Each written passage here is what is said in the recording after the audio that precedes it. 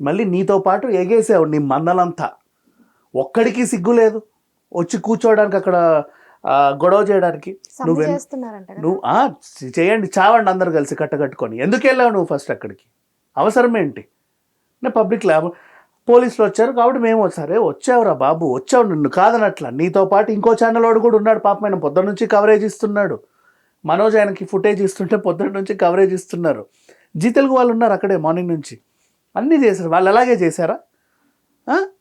Coverage కోసం వచ్చావు, నువ్వు కవరేజ్ చేసుకో. నువ్వు ఇంటర్వ్యూ తీసుకోవాలనుకున్నప్పుడు పర్మిషన్ తీసుకో. నీ కవరేజ్ని అయితే అడ్డుకోలేదుగా.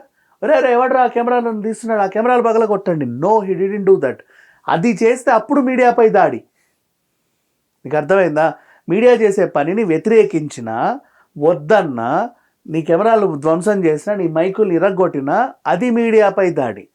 నువ్వు నా మొహం మీదకి వచ్చి, నా ఒంటి మీదకి వచ్చి, నా ఇంటి మీదకి వచ్చి ఏదో చేయడానికి వస్తే నువ్వు నిజంగా మీడియా ఓడివో నాకు తెలియదు, లేకపోతే ఉగ్రవాదివో తీవ్రవాదివో నాకు తెలియదు కదా. నువ్వు మీడియా ఓడో నువ్వు అంటున్నావు. 4 దెబ్బలు పడ్డ తర్వాత నీకు గుర్తొచ్చింది నువ్వు మీడియా ఓడివు అని. అర్థమైంది? నీ తల పగిలితే కానీ నీకు గుర్తు రాలా నీ మీడియా. అప్పుడు గుర్తు, నేను మీడియానా అని. అప్పటిదాకా ఏమైందో ఆ తలకాయలో ఏం తిరిగింది? నువ్వు మోహన్ బాబు దాడి చేయడానికి రావచ్చుగా.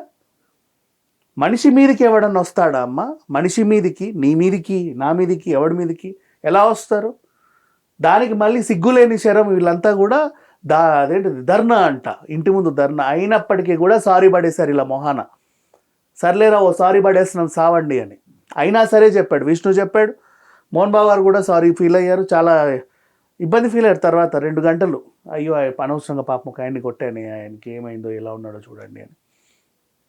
నువ్వు ఒకటి మీదకి వెళ్ళి నన్ను నా మీద దాడి చేశాడంటావేంటి? అది ఎట్లా? మళ్ళీ నీకు సపోర్టు.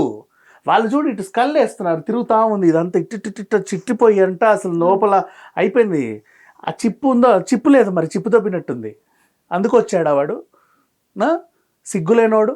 నేను ఇంకా నేనైతే చెప్పించుకుదంత మామూలుగా కాదు, తన్నాలి కూడా. అందరికీ ఇదే చెప్పండి, ఎక్కడైనా సరే మీ అనుమతి లేకుండా ఎవడు మొహం మీద మైక్ పెట్టినా చెప్పుతో తన్నండి. సిగ్గు వస్తుంది, ఇంకోసారి తెలుస్తుంది. లాస్ట్ టైం హేమ గారికి కూడా అంతే. డ్రగ్స్ కేసులో అరెస్ట్ అయిందని చెప్పినప్పుడు కూడా ఎక్కడికైనా మొహం మీద చెప్పు చెప్పు చెప్పు చెప్పు చెప్పు చెప్పు చెప్పు ఏంటి చెప్పేది? ఏం చెప్పాలి?